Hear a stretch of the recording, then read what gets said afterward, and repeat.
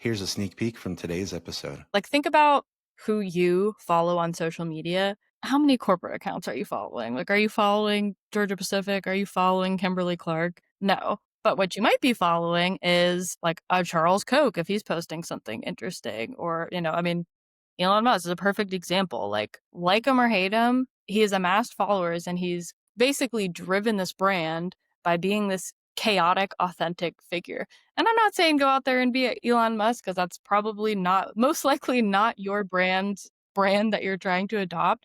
But there is something to be said about putting yourself out there and creating content that connects. Welcome to the Content Amplified podcast, brought to you by Masset. Our goal is to help you get more from your marketing content. Each episode is a 10 to 15 minute interview with industry experts that share amazing insights to help you squeeze as much juice from your content as you possibly can. Here's today's interview. Welcome back to another episode of Content Amplified. Today I'm joined by Rachel. Rachel, welcome to the show. Thank you so much for having me. I'm really excited to be here and chat with you. Yeah, Rachel, this is going to be fun. This subject is something we actually have never covered on the podcast today. I'm excited for this perspective, and I agree so much with it, and I love how you call it out and describe it. But before we dive into that subject, tell us a little bit about yourself, work background, history. Let's let the audience get to know you. Yeah, of course. Short and sweet. I'm a journalist by trade, but didn't necessarily like the direction that the journalism industry was going to. So I pivoted into public affairs, worked for the government a little bit, and then ultimately landed in both B2C and B2B marketing. And I'm actually just about to launch my own consulting business, Gallant Creative. So be on the lookout. If you follow me on LinkedIn, you'll have some updates there. But ultimately, my biggest passion is storytelling. Like, I think that's just at the root of everything that drives me passion-wise, professionally, personally. I think it's kind of just the thread that ties all of humanity together. I love talking about it. So excited to talk a little bit about it today. I love it. This is so cool. So with storytelling, and I do agree, I love how you talk about that. It's what ties us all together. Storytelling is at the core of everything. But you have this cool perspective on maybe how we should do storytelling. And everyone wants these high polished, high production, multi-million-dollar commercial-like setups. But you have a little bit of different take that maybe now is not the time to do that. And maybe doing these low effort, low fidelity versions might be better. What's kind of your take on that? So I feel like I have a pretty unique perspective because I'm right in between millennial and Gen Z. So it's like I understand kind of this legacy polish. I always think of like the YouTube era of millennials where everything is like highly produced, highly edited. And some of my last corporate jobs, it was all about like this strict brand identity and everything has to follow this rule book.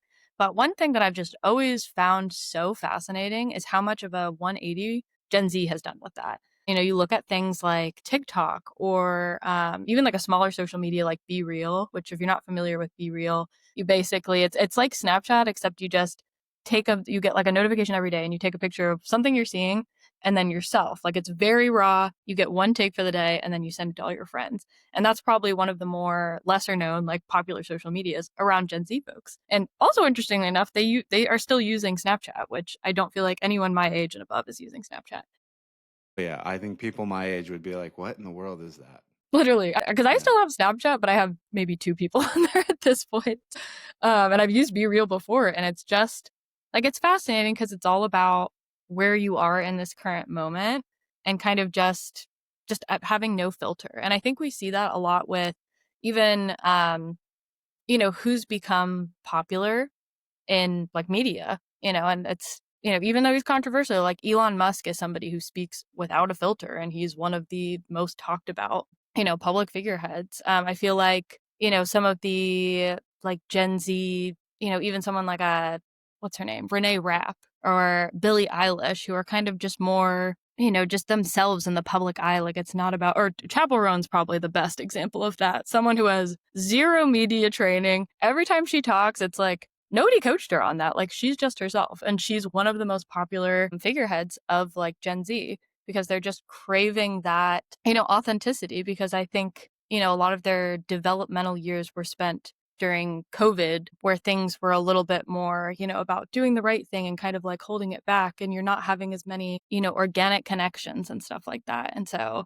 I think that's been like a big driver towards this trend we're seeing. Yeah, that makes perfect sense. So when you translate that to business, does that mean we start taking, what was that movie where they ran out into the woods and had the shaky cameras, like the scary movie? I don't remember what it Yeah. was, but do we start doing stuff like that? Like, how is it actually authentic to who we are? Is it more behind the scenes? What does that really mean on like a business side of things? Yeah, it's kind of a fine line to walk because you do want to focus on like retaining, some of the older generations, especially if that's like your primary audience base. But you also kind of have to start making the transition to attracting some of the younger folks. And probably my favorite way I've seen this done, and I always like I keep like a running list of ads I see that stick out to me. Because it's like most ads, I feel like I'm very not impulsive when it comes to ads. Like it takes a lot for me to notice one or to take action on it. And anytime that I notice one, I have a list of ads that I notice. And then I have a list of ads that I actually take action on. And the ones that always stick out to me are the iPhone note ads, where it's literally somebody just wrote like, hey, you have this problem. Like we have a solution. And like, 3 bullets of like what it is. And I've seen it like a couple of different, it's usually like kind of startups take this approach, and it always sticks out to me. Like those are the ones I always read because there's this familiarity to me, and because it's like I've used my notes app. And so when I see that, I'm just like, oh, like it's like this weird psychology that makes you go like, that's familiar. Like I don't feel like I'm being sold to right now. Like that's, if I think about it specifically in my own perspective, the thing I am really fatigued on is just information overload in general. Like if I see an ad with like more than 100 characters, I'm swiping. Like I'm just like, there's no way that you're solving my problem if you have to explain it this much. So information overload, and then also just not feeling like I'm being sold to. Like I think a lot of the more popular, I guess, like content creators, like I admire Dan Coe a lot because I feel like he's really created this. And if you're not familiar with Dan Coe, he is like a big creator across like every single platform. Like he has a social media empire, and his whole thing is creative entrepreneurship and finding your purpose and figuring out how to help the world while also monetizing it and creating financial freedom to yourself. What I always notice about his content is its simplicity and its honesty. And he's like, and like I follow his newsletter, and at the bottom of his newsletter, he's like, if you didn't find this newsletter helpful, please unsubscribe here. He's like, I do not want to be in your inbox if this was unbearable for you to read and stuff like that. Because sometimes I'll get to the end and I'm like, that wasn't really for me. And then I see that and I'm like, oh, he doesn't care if I'm here or not. Like that's not, even if it's obviously his goal is to sell to us, but there's just this honesty. And thinking about, maybe like a bigger brand, like one that always sticks out to me that's having a huge moment is Rhode Beauty, which is Hailey Bieber's beauty brand. And they just got accepted, or, whatever the process is. Like they're being sold at Sephora now. It kind of went from just, that was her brand. She started up, you could only get it on her website. And now, they're going to be at one of the biggest makeup beauty retailers in the world. And if you go onto their website right now, it is literally just like selfies of Hailey Bieber, like using her own products. And you're like, yeah, I actually do believe that you use it, because it's like, it looks great on you. Maybe she does, maybe she doesn't. But the fact that you're seeing just these like raw images and you're just like, man, that's pretty cool. Or like I feel like Apple does a great job of that, where they're showing footage, like they're probably filming all of that on the iPhone, and it's probably a little trade secret whether they are or not. But I believe that they are. I'm willing to buy into this because the ad is so just like raw and authentic, Yeah, all their keynotes, they actually have at the very end shot on iPhone, edited on Mac. Yeah. Yeah, exactly. Like they're using it, and it's just, yeah, like I would say that's the most important thing to do as a business, as, and it kind of goes back to that sales marketing relationship. It's how can we create, like if I were to give it, if I were in your boardroom right now, my advice would be, how do you simplify marketing? How do you close that sales funnel and make it less about selling and more about helping and connecting, and this one's a little bit more woo-woo, but creating a vibe. Because it's like, that's usually what draws me in, is like I see a vibe and I'm like, oh, that's, familiar.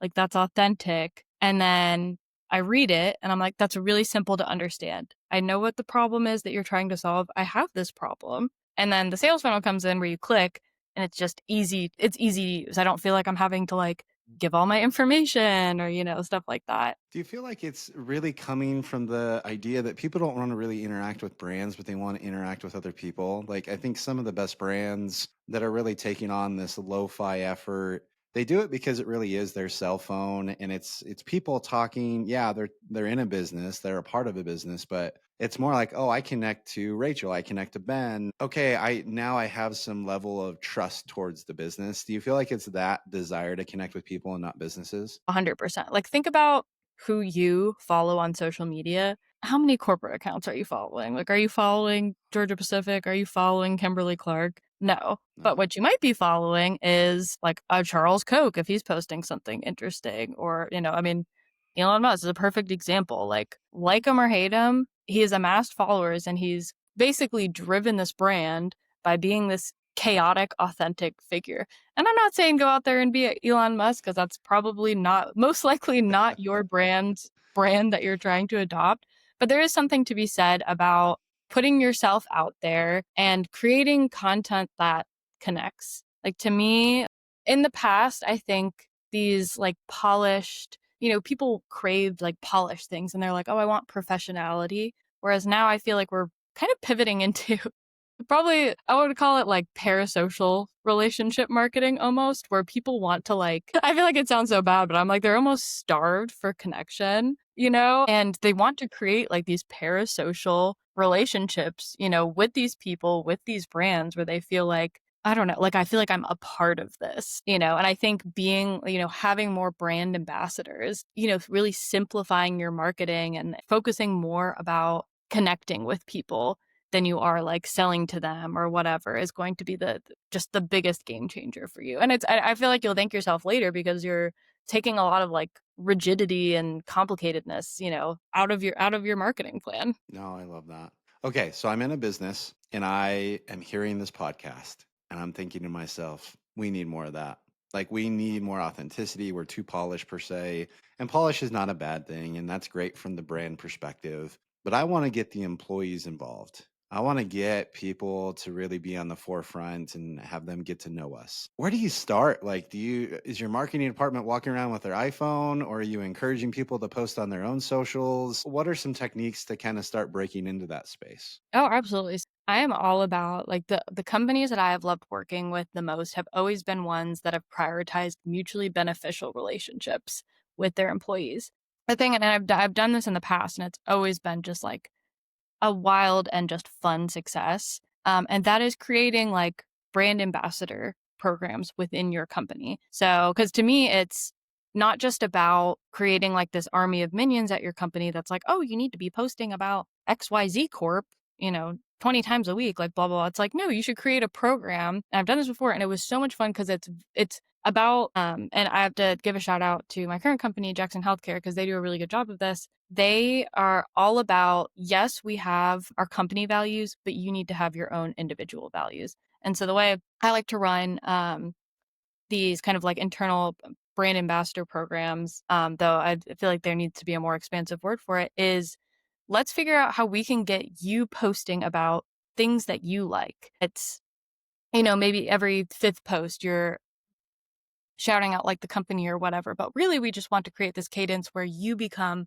a thought leader in the industry. You have to kind of get your employees to buy into this, because if they feel like if it's another just like responsibility and they're like, oh, I have to like go on and post about the, because it's like maybe they're not passionate about the company. Like, obviously it's ideal if you have employees that are passionate about your company, but I don't think folks are going to be passionate about the company until they feel like you're investing in them too. So that would be my biggest thing when you're doing it, is not just creating a social media ambassador program where the goal is just pushing your agenda. It's, let's think about your role, where you want to go and what you like to talk about, and how do we find the intersection of that. Like, that's how you create sustainable results, is figuring out what motivates people and what you ideally need to succeed, and finding that intersection and figuring out a way to make a mutually beneficial program. Like, that's why influencer programs work well, because it's mutually beneficial, and it's the influencer getting paid, they're pushing the product, they're making great content, etc. It's a little more complicated when you're doing it internally where you might not have the room for those like monetary incentives. But the way to do that is to motivate people intrinsically. And that's always worked for me is it's like, hey, we just want you to post and like find a way, to promote our company within that posting scheme. But we also want this to be about you and your personal development. I love that. Well, and correct me if I'm wrong, and we're running out of time, but when it comes down to it, I feel like there is a trend when it comes to businesses that the business leaders need to be, I don't know, experts in the field that the business operates so that their audience is actually in that field. So if you start a company in healthcare, it might not be a bad idea to have at least a few people there that are healthcare influencers, people that are in that space that have the accreditation and the validity to talk about those things and then to really encourage them to do so. And everyone else at the business, they may not have to be those people that have these networks inside of the industry, but at least they can talk to like their experience working at the company, the things that they love about it. And those kinds of things, employees that love working for the companies that they're at, it shows potential customers, people love working here. I want to work with a company where the employees love working there. Mm-hmm. But I feel like, a lot of the examples you just shared about all of these influencers and people doing really well, they have a following or they are at least an interesting person in that space. And then they start a business in that space. And I feel like that is kind of a trend that if your founder isn't an actual like person in that industry that can talk to that industry or at least become someone that's an influencer in that industry, it's going to be really tough. Seriously. My last company that I worked at, the strongest aspect of their sales pipeline was that the CEO was a huge figure on LinkedIn. She was constantly getting invited to be a keynote speaker. Like I want to say I'd have to review the numbers, but at one point, 60% new clients that were coming in, it might have been 70, it might have been more than that at some point. It varied month to month. But at one point, it was like 60 to 70% of new clients that were coming down the pipeline were, oh, I saw so-and-so speaking at, health. And I loved her, what she had to say. Like, clearly this is a company that's ahead of the trends or whatever. I'd love to work with you. I have this problem. It's like, I feel like the future of sales is all about how do you draw people to you? And ultimately that's going to be through people, like it's like, this is a perfect example. I did a challenge on LinkedIn where I was like, I'm going to post every single day for 21 days and just like see what happens, like get discoveries. Part of it was getting invited on this podcast, which I thought was so cool. Like that's, if you need like a personal example of like, should you be utilizing LinkedIn? Should you be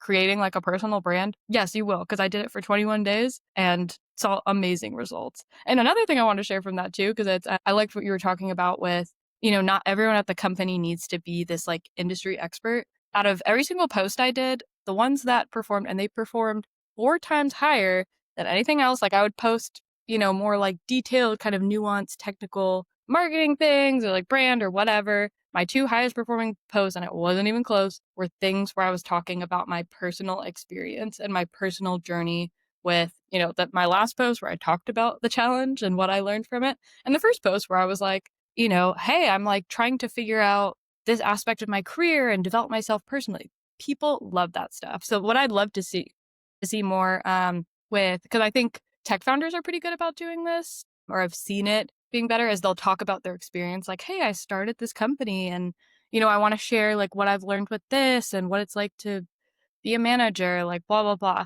But I'd love to see that more in the corporate space too, because I think there's a lot of like taboos where it's like, oh, you need to have this like way about you in like a corporate space. And I actually did a post about this that did really well where I talked about, I think we need to at this point redefine what professional means. Because to me, I know as somebody who's kind of in that millennial Gen Z era, the leaders that I admire the most are the ones that I feel like are authentic and clear about what their goals and having those goals align with their like personal goals too. Like I love the president of my company. Shout out to Shelly Pavone. I think she is so brilliant. Like she just absolutely balances, does the perfect balancing act of like knowing when to be professional while never sacrificing being herself. And I think that is so rare. And if you haven't started developing that, absolutely do that. And I think the best way to develop that is to start putting yourself out there and seeing just this positive feedback of, hey, everyone wants to see this too, you know? I love that. That's so cool. Well, Rachel, we have run out of time. These episodes are short on purpose, but thank you. This has been amazing. I have loved this episode. I love the authenticity. I love the ideas. Even during that episode, my brain was turning, thinking, okay, we need to do a better job of this and all of that kind of fun stuff. For anyone who wants to reach out and connect with you online, how and where can they find you? Rachel Marie Grace on LinkedIn's the best way to find me. And we will have the link in the notes as well. If you liked any of the ideas and you need any help, keep an eye out for Gallant Creative because that's coming soon too. Perfect. Is the website live or pending, coming soon? What does it look like? In development, will be live before the end of the year though. Perfect. Love it. Well, Rachel, again, thank you so much for the insights. Thank you for the time. Really do appreciate it. Thank you. This was so lovely. And I'm excited to rewatch the episode and maybe cringe a couple of times at myself. Well, I appreciate it. All right. Thanks. Thank you for listening to the Content Amplified podcast. Please subscribe and leave us a review. And for additional ways to get more out of your content, visit our website at getmasset.com. That's getmasset.com. And tune in next time to the Content Amplified podcast.